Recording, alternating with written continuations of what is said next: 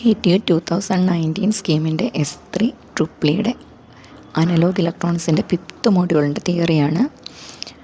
5th മോഡ്യൂളിൽ നമ്മൾ 555 timer, അതിൻ്റെ ഡെറിവേഷൻസ്, ഓപ്പാമ്പ് ബേസ്ഡ് സർക്യൂട്ട്സ്, ഇതെല്ലാം നമ്മൾ പഠിച്ചു കഴിഞ്ഞ ടോപ്പിക്സുകളാണ്. ഇനിയും ബേസിക്കലി ചെറിയ രണ്ട് ടോപ്പിക്സ് ഉണ്ട്. ഒന്ന് കമ്പാരറ്റർ, ഒന്ന് zero crossing detector. Already Schmitt ട്രിഗറും അസ്റ്റേബിൾ മൾട്ടി വൈബ്രേറ്ററും ഒക്കെ പഠിച്ച നമുക്കിനി കമ്പാരറ്റർ വീണ്ടും പറയേണ്ട കാര്യമില്ല. കമ്പാരറ്ററിൽ മെയിൻലി ഓപ്പാമ്പിൻ്റെ 2 ഇൻപുട്ടുണ്ട്. ഒന്ന് ഇൻവേർട്ടിങ്ങും ഒന്ന് നോൺ ഇൻവേർട്ടിങ്ങും. ഇൻവേർട്ടിംഗ് പിന്നിൽ ഞാനിവിടെ ഒരു റഫറൻസ് സിഗ്നലും പോസിറ്റീവ് പിന്നിൽ നോൺ ഇൻവേർട്ടിംഗ് ടെർമിനലിൽ ഇൻപുട്ട് സിഗ്നലുമാണ് അപ്ലൈ ചെയ്തിരിക്കുന്നത്. ഇത് ഓപ്പാമ്പിൻ്റെ ഓപ്പൺ ലൂപ്പ് കോൺഫിഗറേഷനാണ് നമ്മൾ വരച്ചിരിക്കുന്നത്. ഇൻപുട്ട് സിഗ്നലും റഫറൻസ് സിഗ്നലും കമ്പയർ ചെയ്ത് റിസൾട്ടിൽ ഔട്ട്പുട്ട് സിഗ്നൽ പ്രൊവൈഡ് ചെയ്യും.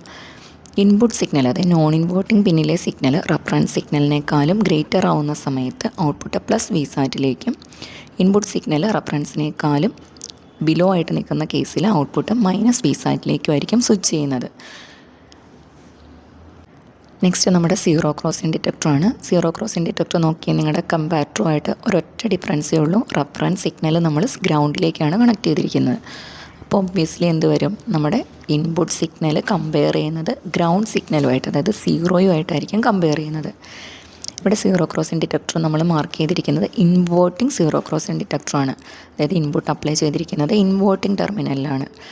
സോ ഇൻപുട്ട് സിഗ്നൽ ഗ്രൗണ്ടിനേക്കാളും, അതായത് സീറോയിനേക്കാളും എബോവ് ആവുന്ന കേസിലായിരിക്കും ഔട്ട്പുട്ട് മൈനസ് വിസാറ്റിലേക്ക് സ്വിച്ച് ചെയ്യുക. ഇൻപുട്ട് സിഗ്നൽ സീറോയിനേക്കാളും ബിലോ ആവുന്ന കേസിൽ ഔട്ട്പുട്ട് നേരെ പോസിറ്റീവ് വിസാറ്റിലേക്കും ആയിരിക്കും സ്വിച്ച് ചെയ്യുന്നത്. ഗ്രൗണ്ടുമായിട്ട് നമ്മൾ ഈ സിഗ്നലിനെ കമ്പയർ ചെയ്യുന്നതുകൊണ്ട് ഇതിനെ നമുക്ക് sine to square wave converter എന്ന് വിളിക്കാം. നെക്സ്റ്റ് നമ്മുടെ LM311 കമ്പാരറ്റർ IC ആണ്. ഒരു 8 പിൻ IC ആണ്. അതിൻ്റെ പിൻ ഡയഗ്രമാണ് താഴെ തന്നിരിക്കുന്നത്. നെക്സ്റ്റ് ടോപ്പിക്ക് ട്രയാങ്കുലർ വേവ് ജനറേറ്ററാണ്. നമ്മൾ ഈ 5ാമത്തെ മൊഡ്യൂളിൽ തന്നെ 555ഉം അസ്റ്റേബിളും നമ്മൾ പഠിച്ചിട്ടുണ്ട്. നമ്മുടെ 555 ടൈമർ വെച്ചിട്ട് അസ്റ്റേബിൾ മൾട്ടി വൈബ്രേറ്റർ പഠിച്ചു. അത് കൂടാതെ ഓപ്പാമ്പ് വെച്ചിട്ട് അസ്റ്റേബിൾ മൾട്ടി വൈബ്രേറ്റർ പഠിച്ചതാണ്. ഈ ഓപ്പാമ്പ് വെച്ചിട്ടുള്ള അസ്റ്റേബിൾ മൾട്ടി വൈബ്രേറ്ററിൽ നമുക്കറിയാം, നമുക്ക് ഔട്ട്പുട്ടിൽ സ്ക്വയർ വേവ് ഔട്ട്പുട്ടാണ് നമുക്ക് പ്രൊഡ്യൂസ് ചെയ്യുന്നത്. ഇത് കൂടാതെ നമ്മൾ ഈ മൊഡ്യൂളിൽ ഇൻ്റഗ്രേറ്ററും ക്ലാസ്സിൽ കവർ ചെയ്താണ്. ഇൻ്റഗ്രേറ്ററിലേക്ക് നമ്മൾ സ്ക്വയർ വേവ് ഇൻപുട്ട് കൊടുക്കുമ്പോൾ ഔട്ട്പുട്ടിൽ നമുക്ക് റാമ്പ് സിഗ്നൽ പ്രൊവൈഡ് ചെയ്യാൻ പറ്റുന്നുണ്ട്. അപ്പോൾ നമ്മുടെ ഒരു അസ്റ്റേബിൾ മൾട്ടി വൈബ്രേറ്ററും ഒരു ഇൻ്റഗ്രേറ്ററും കൂടി ചേർത്ത് വെച്ചാൽ നമുക്ക് ട്രയാങ്കുലർ വേവിനെ ജനറേറ്റ് ചെയ്യാൻ പറ്റുമല്ലോ. ഇതാണ് നമ്മുടെ ഇവിടുത്തെ കൺസെപ്റ്റ്. ഓൾറെഡി 2 ടോപ്പിക്സും നിങ്ങൾ പഠിച്ചിട്ടുണ്ട്. സോ ഇതിന് വേണ്ടി നിങ്ങൾ ഇനി എക്സ്ട്രാ തിയറി ഒന്നും പഠിക്കേണ്ട. നമ്മൾ ഓൾറെഡി പഠിച്ച അതേ ക്ലാസ്സിൽ ചെയ്ത അതേ തിയറി തന്നെ മതി. ട്രയാങ്കുലർ വേവിൻ്റെ ഡിസൈനിന് വേണ്ടി നമുക്ക് ഡിസൈൻ ഇക്വേഷൻസ് നമുക്കൊന്ന് നോക്കണം. ഇനി ഈ ഡയഗ്രാം കുറച്ചുകൂടി നമുക്ക് സിമ്പിളാക്കാൻ വേണ്ടി ആ സ്റ്റേബിളിൻ്റെ കപ്പാസിറ്ററിനെ നമ്മൾ അവിടുന്ന് റീപ്ലേസ് ചെയ്തു. രണ്ടും സെയിം തന്നെയാണ്. നമ്മൾ ഓൾറെഡി കമ്പാരറ്റർ പഠിച്ചു. കമ്പാരറ്റർ ഇൻപുട്ടിൽ വരുന്ന 2 സിഗ്നലിനെ കമ്പയർ ചെയ്തിട്ടാണല്ലോ നമുക്ക് ഔട്ട്പുട്ട് സിഗ്നൽ പ്രൊവൈഡ് ചെയ്യുന്നത്. സോ ഇനി കപ്പാസിറ്റർ ഇല്ലല്ലോ എന്നോർക്കണ്ട, നമുക്ക് സെയിം കമ്പാരറ്റർ തന്നെയാണ് ഇവിടെ യൂസ് ചെയ്തിരിക്കുന്നത്. സോ ഫസ്റ്റ് കമ്പാരറ്ററിൻ്റെ ഔട്ട്പുട്ടിൽ നമുക്ക് പ്രൊവൈഡ് ചെയ്യുന്നത് സ്ക്വയർ വേവ് സിഗ്നലായിരിക്കും. ഈ സിഗ്നലിനെ നമ്മൾ ഇൻ്റഗ്രേറ്ററിലേക്ക് കൊടുക്കുമ്പോൾ നമുക്ക് ട്രയാങ്കുലർ വേവ് പ്രൊഡ്യൂസ് ചെയ്യും. ഇനി ട്രയാങ്കുലർ വേവിൻ്റെ റൈസ് ടൈമും ഫോൾ ടൈമും എപ്പോഴും ഈക്വലായിട്ട് തന്നെയാണ് നമ്മൾ ഡിസൈൻ ചെയ്യുന്നത്. നമ്മുടെ ഫിഗറിൽ സർക്യൂട്ട് ഡയഗ്രത്തിൽ പോയിൻ്റ് P മാർക്ക് ചെയ്തിട്ടുണ്ട്. അതാണ് ഇക്വേഷൻ പറയുന്നത്. ഇക്വേഷൻ ജസ്റ്റ് ഞാൻ പറയാം. നമ്മുടെ കമ്പാരറ്ററിൻ്റെ ഔട്ട്പുട്ടിനെയാണ് V01 എന്നും ഇൻ്റഗ്രേറ്ററിൻ്റെ ഔട്ട്പുട്ടിനെ V02 എന്നുമാണ് റെപ്രസെൻറ്റ് ചെയ്തിരിക്കുന്നത്. ഇവിടെ V01 പോസിറ്റീവ് സൈഡിൽ, അതായത് പ്ലസ് വിസാറ്റ് ആയിരിക്കുമ്പോൾ ഇൻ്റഗ്രേറ്ററിൻ്റെ ഔട്ട്പുട്ടിൽ മൈനസ് VRAMP ആയിരിക്കും പ്രൊഡ്യൂസ് ചെയ്യുന്നത്. അത് മാത്രം ഒന്ന് മൈൻഡിൽ വെച്ചാൽ മതി. നമുക്കറിയാം ഇൻ്റഗ്രേറ്റർ നമ്മളിവിടെ ഇൻവേർട്ടിംഗ് പിന്നിലാണ് ഇൻപുട്ട് കണക്ട് ചെയ്തിരിക്കുന്നത്. സോ പ്ലസ് വിസാറ്റ് ഇൻപുട്ടിൽ വരുമ്പോൾ നമുക്ക് ഔട്ട്പുട്ടിൽ മൈനസ് VRAMP ആയിരിക്കും സിഗ്നൽ കിട്ടുക.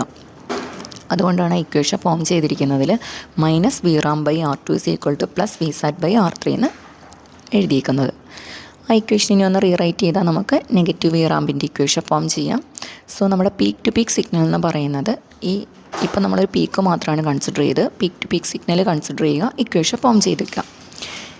ഇനി നെക്സ്റ്റ് കേസ് നമ്മുടെ ഇൻ്റഗ്രേറ്ററിൻ്റെ ഔട്ട്പുട്ട് ഇക്വേഷൻ നിങ്ങൾക്കറിയാം, 1/RC ഇൻ്റഗ്രൽ V/dt.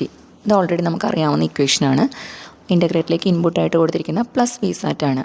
അവിടെ ഇൻ്റഗ്രേഷൻ്റെ അകത്ത് പ്ലസ് വി സാറ്റ് നമ്മൾ എഴുതുക. ദെൻ അതിൽ നിന്ന് ടൈം പീരീഡിൻ്റെ ഇക്വേഷൻ ഫോം ചെയ്യാൻ പറ്റും. 1 ടൈം പീരീഡിനെയാണ് നമ്മൾ ഫ്രീക്വൻസി എന്ന് വിളിക്കുന്നത്. സോ നമുക്ക് frequency of triangular wave design ചെയ്യാൻ പറ്റി. ഈ 2 ഡിസൈൻ ഇക്വേഷൻസ് മൈൻഡിലൊന്ന് വയ്ക്കുക. ഡിസൈൻ ചോദിച്ചാൽ നമുക്ക് ചെയ്യണം. നെക്സ്റ്റ് ടോപ്പിക്ക് പ്രാക്ടിക്കൽ ഇൻ്റഗ്രേറ്ററും പ്രാക്ടിക്കൽ ഡിഫറൻഷ്യേറ്ററുമാണ്. ഇൻ്റഗ്രേറ്ററും ഡിഫറൻഷ്യേറ്ററും നമ്മൾ പഠിച്ചു കഴിഞ്ഞു. അപ്പോൾ ഇവിടെ നോക്കി, നമ്മുടെ ഇൻ്റഗ്രേറ്ററിൻ്റെ സർക്യൂട്ട് ഡയഗ്രത്തിൽ എക്സ്ട്രാ ഒരു കമ്പോണൻ്റ് കൂടി വന്നു. അതാരാണ്? RF. നമ്മൾ പഠിച്ചതിൽ ഒരു Rഉം Cയും മാത്രമേ ഉണ്ടായിരുന്നുള്ളൂ. എന്തായിരുന്നു നോർമൽ ഇൻ്റഗ്രേറ്ററിൻ്റെ പ്രശ്നം എന്നുള്ളത് ആദ്യം അറിയണം. നമ്മുടെ നോർമൽ ഇൻ്റഗ്രേറ്റർ എന്ത് ടൈപ്പ് ഫിൽറ്ററാണ്? ലോ പാസ് ഫിൽറ്ററായിട്ടാണ് ആക്ട് ചെയ്യുക. സോ ഫ്രീക്വൻസി കുറയും തോറും നമ്മുടെ കപ്പാസിറ്റൻസിൻ്റെ റിയാക്റ്റൻസ് കൂടിക്കൊണ്ടിരിക്കും. ഇങ്ങനെ റിയാക്റ്റൻസ് കൂടിക്കൊണ്ടിരുന്ന നമ്മുടെ സർക്യൂട്ട് ഓപ്പൺ ലൂപ്പ് കോൺഫിഗറേഷനിലേക്ക് പോകും. ഓപ്പൺ ലൂപ്പ് കോൺഫിഗറേഷനിൽ നമ്മുടെ സർക്യൂട്ട് ഓപ്പറേറ്റ് ചെയ്യും. സോ നമ്മളവിടെ ഒരു ഫീഡ്ബാക്ക് റെസിസ്റ്റർ, നമ്മുടെ ഔട്ട്പുട്ടിനും ഇൻപുട്ടിനും ഇടയ്ക്ക് ഫീഡ്ബാക്കിൽ കപ്പാസിറ്ററിന് പാരലായിട്ട് വെച്ച് കൊടുക്കുന്ന റെസിസ്റ്ററിനെയാണ് RF എന്ന് റെപ്രസെൻറ്റ് ചെയ്തിരിക്കുന്നത്. ഈ RF നമ്മുടെ ലോ ഫ്രീക്വൻസി ഗെയിനിനെ ലിമിറ്റ് ചെയ്യുന്നു. അതുപോലെ സ്റ്റെബിലിറ്റി ഇൻക്രീസ് ചെയ്യുന്നു, സ്റ്റെബിലിറ്റി പ്രൊവൈഡ് ചെയ്യുന്നു. അതിന് വേണ്ടിയിട്ട് ഈ RF നമ്മൾ ഇട്ട് കൊടുക്കുന്നത് ഈ ഡിസഡ്വാൻറ്റേജ് ഓവർകം ചെയ്യാൻ വേണ്ടിയിട്ടാണ്. നെക്സ്റ്റ് പ്രാക്ടിക്കൽ ഡിഫറൻഷ്യേറ്ററാണ്. നമ്മുടെ ഐഡിയൽ ഡിഫറൻഷ്യേറ്റർ എന്ന് പറഞ്ഞാൽ ഒരു ഹൈ പാസ് ഫിൽറ്ററാണ്. സോ ഫ്രീക്വൻസി കൂടുന്തോറും നമ്മുടെ സർക്യൂട്ട് അൺസ്റ്റേബിളായിട്ട് നോയ്സ് പ്രൊഡ്യൂസ് ചെയ്യും. അതായത് നമ്മുടെ ഇൻപുട്ട് സൈഡിൽ നോയ്സിനെ കൂടി ഇൻക്ലൂഡ് ചെയ്യാനുള്ളൊരു ടെൻഡൻസി ഉണ്ടാവും. അത് എലിമിനേറ്റ് ചെയ്യാൻ വേണ്ടി നമ്മളൊരു ഇൻപുട്ട് സൈഡിലൊരു റെസിസ്റ്റർ കൂടി ഇട്ട് കൊടുക്കും. ഈ സ്റ്റെബിലിറ്റിക്ക് വേണ്ടി നമ്മളൊരു കപ്പാസിറ്റൻസ് ഫീഡ്ബാക്കിൽ പ്രൊവൈഡ് ചെയ്യുന്നുണ്ട്. നെക്സ്റ്റ് നമ്മൾ ക്ലാസ്സിൽ ഓൾറെഡി ഇൻസ്ട്രുമെൻറ്റേഷൻ ആംപ്ലിഫയറിൻ്റെ ഡെറിവേഷൻസ് ഒക്കെ ചെയ്തതാണ്. അവിടെ നമ്മൾ തിയറി എഴുതിയിട്ടില്ല, അതുകൊണ്ടാണ് ഇവിടെ തിയറി നമ്മൾ പ്രൊവൈഡ് ചെയ്യുന്നത്. ഇൻസ്ട്രുമെൻറ്റേഷൻ ആംപ്ലിഫയറിൻ്റെ ഇക്വേഷൻസ് ആണ് നമ്മൾ മെയിൻലി നോക്കേണ്ടത്. നമ്മൾ ഓൾറെഡി ഡെറൈവ് ചെയ്തതാണ്. Next topics effect of sleeve rate ആണ് കേട്ടോ. എഫക്റ്റ് ഓഫ് സ്ലീവ് റേറ്റ് കഴിഞ്ഞ മൊഡ്യൂളിൻ്റെ തിയറിയിൽ നമ്മൾ ഓൾറെഡി പറഞ്ഞതാണ്. ഓപ്പാമിൻ്റെ മെയിൻ പാരാമീറ്ററിൽ ഒരാളാണ് slew rate. Once again slew rate എന്ന് പറഞ്ഞിട്ടുണ്ടെങ്കിൽ rate of change of output with respect to ടൈമാണ്. നമ്മുടെ ഫിഗർ നോക്കുക, നമ്മൾ ഓപ്പൺ ലൂപ്പ് കോൺഫിഗറേഷനിലാണ് യൂസ് ചെയ്തിരിക്കുന്നത്. So output plus V sat അല്ലെങ്കിൽ മൈനസ് വി സാറ്റിലായിരിക്കും സ്വിച്ച് ചെയ്യുക. നമ്മളൊരു എക്സാമ്പിൾ പറയുകയാണെങ്കിൽ നമ്മുടെ 14 + 14 to -14 ആണ് നമ്മൾ സ്വിച്ച് ചെയ്തിരിക്കുന്നത്. സോ ഈ -14 to +14 സ്വിച്ച് ചെയ്യാൻ ഒരു ഓപ്പാമ്പ് ചൂസ് ചെയ്യുന്ന ടൈമാണ് നമ്മളവിടെ റെപ്രസെൻറ്റ് ചെയ്യുന്നത്. ഓപ്പാമ്പിൻ്റെ നമ്മുടെ പ്രാക്ടിക്കൽ കേസും ഐഡിയൽ കേസും നമ്മൾ പഠിച്ചിട്ടുണ്ട്. നമ്മുടെ ഐഡിയൽ ഓപ്പാമ്പിൻ്റെ സ്ലീവ് റേറ്റിൻ്റെ വാല്യൂ ആണ് 0.5 V/μs.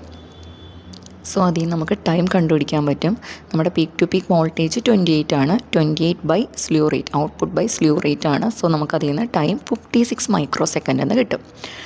സോ ഒരു -14 to +14 എത്താൻ നമുക്ക് 56 μs ആണ് വേണ്ട ടൈം. സോ 1 ടൈം പീരീഡ് ആണല്ലോ ഫ്രീക്വൻസി. സോ നമ്മുടെ മാക്സിമം ഇൻപുട്ട് ഫ്രീക്വൻസി എന്ന് പറയുന്നത് അപ്പോൾ 1 നമ്മുടെ 56 μs ടോയ്സ് വരും. മാക്സിമം അല്ലേ നമ്മൾ എടുക്കുക. സോ ഈ ടൈം നമ്മൾ കൺസിഡർ ചെയ്യുമ്പോൾ നമുക്ക് 8.9 kHz ആണ് നമുക്ക് ഏകദേശം വാല്യൂ വരിക. ഇത് നമ്മുടെ ഇപ്പോൾ ഈ സമയത്തുള്ള നമ്മുടെ വേവ് ഫോം നോക്കിക്കേ, നമുക്കൊരു ട്രയാങ്കുലർ ഷേപ്പിലുള്ള വേവ് ഫോമാണ് പ്രൊവൈഡ് ചെയ്തിരിക്കുന്നത്. അപ്പോൾ നമുക്ക് ഈ സ്ലീവ് റേറ്റ്, നമ്മുടെ സ്ലീവ് റേറ്റിൻ്റെ എഫക്ട്സ് ആണല്ലോ നമ്മളിതിൽ പറയുന്നത്. ഈ ട്രയാങ്കുലർ വേവ് നമുക്ക് കിട്ടിയത്, നമുക്കൊരു സ്ക്വയർ വേവ് ഔട്ട്പുട്ടാണ് നമുക്ക് പ്രൊവൈഡ് ചെയ്യേണ്ടതെങ്കിൽ ഏതൊരു 2 കാര്യങ്ങളാണ് ചെയ്യേണ്ടത്.